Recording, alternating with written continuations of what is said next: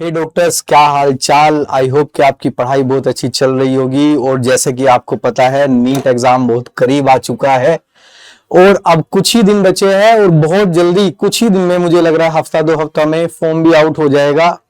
और बेटा जी, जब फॉर्म आउट हो जाता है तो बहुत सारी चीजें आपको इकट्ठा करके अपलोड करना होता है।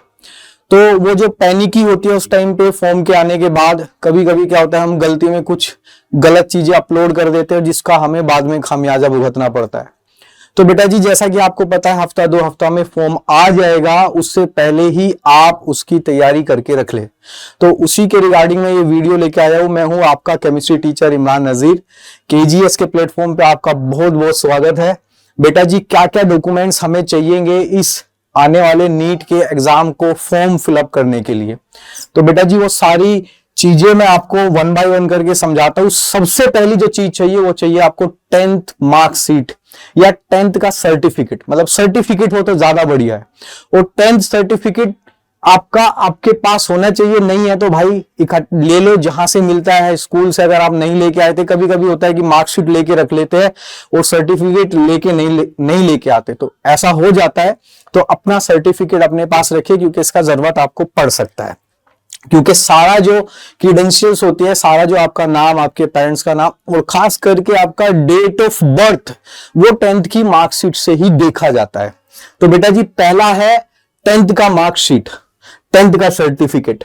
दूसरा है बेटा जी आधार कार्ड। ये आपका आइडेंटिटी प्रूफ है भाई। आधार कार्ड में क्या है कि जो आपका 10th की मार्कशीट में नाम है वही आपका आधार कार्ड में होना चाहिए, विद एग्जैक्ट स्पेलिंग। जो आपके फादर मदर का नाम उसमें दिख रहा है वही आपका आधार कार्ड में होना चाहिए। जो आपका डेट ऑफ बर्थ 10th के सर्टिफिकेट में दिख रहा है वही आपका आधार कार्ड में दिखना चाहिए। इसमें कुछ भी मिसमैच नहीं होना चाहिए। अगर मिसमैच होगा तो आपको बाद में दिक्कतें होगी। आपका हो सकता है फॉर्म ही अपलोड ना हो पाए, आपका हो सकता है बाद में कुछ कमी हो जाए फॉर्म में और आपका फॉर्म कैंसिल भी हो सकता है। तो आपका बिल्कुल एग्जैक्ट मैच करना चाहिए 10th का सर्टिफिकेट और बेटा जी आधार कार्ड। एज वेल एज इस आधार कार्ड में आपका जो लेटेस्ट एड्रेस है, अपडेटेड एड्रेस, जहां आप रहते हो, जहां पे आप कम्यूट कराना चाहते हो, मतलब जहां से आपका पोस्ट वगैरह होता हो, जिस एड्रेस से आसानी से वहां पे आपका लेटर आ सके, सारी चीजें हो सके, वो एड्रेस आप आधार कार्ड पे अपडेट करा ले। ये बहुत थोड़े से दिन में हो जाता है। तो फॉर्म आने से पहले पहले अगर अपडेट नहीं है आपका आधार कार्ड तो उसको अपडेट करा ले। तो पहली चीज हो गई 10th का सर्टिफिकेट और दूसरी चीज हो गई आधार। और इसमें आपका name, father name, mother name, date of birth exactly match करना चाहिए बेटा जी। अगर मैं थर्ड की बात करूं तो थर्ड है आपका, अगर आप किसी कास्ट से बिलोंग करते हैं, यानी कि आप जनरल कैटेगरी में नहीं है, रिजर्व कैटेगरी में है, जैसे कि ओबीसी, एससी, एसटी और ईडब्ल्यूएस, इसमें से किसी भी कैटेगरी में आप आते हो तो उसका एक गवर्नमेंट से सर्टिफिकेट बनता है।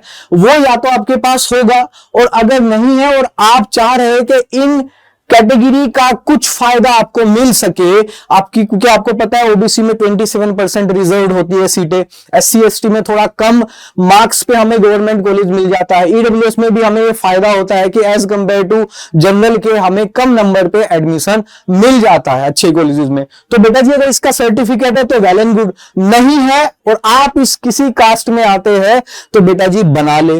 और अगर आपने बनाया हुआ है और उस सर्टिफिकेट को 3 साल से ज्यादा हो गए हैं, कितना बेटा जी, 3 साल से ज्यादा हो गए हैं, तो उसको अपडेट कराना होता है।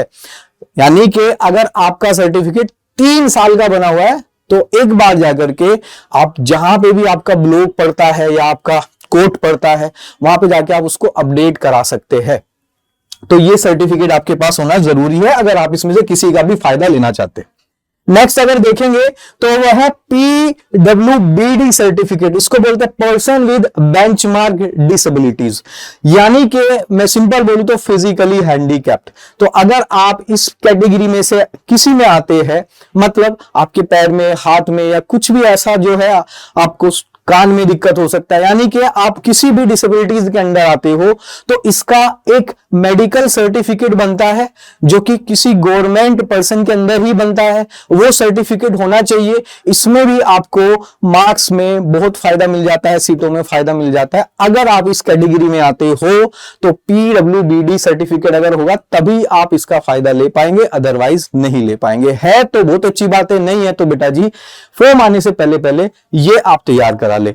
नेक्स्ट अगर देखें तो बेटा जी वो है कैंडिडेट सिग्नेचर, तो अच्छे से प्रैक्टिस कर ले, अच्छे से अपने पास रख ले, अपलोड करा के।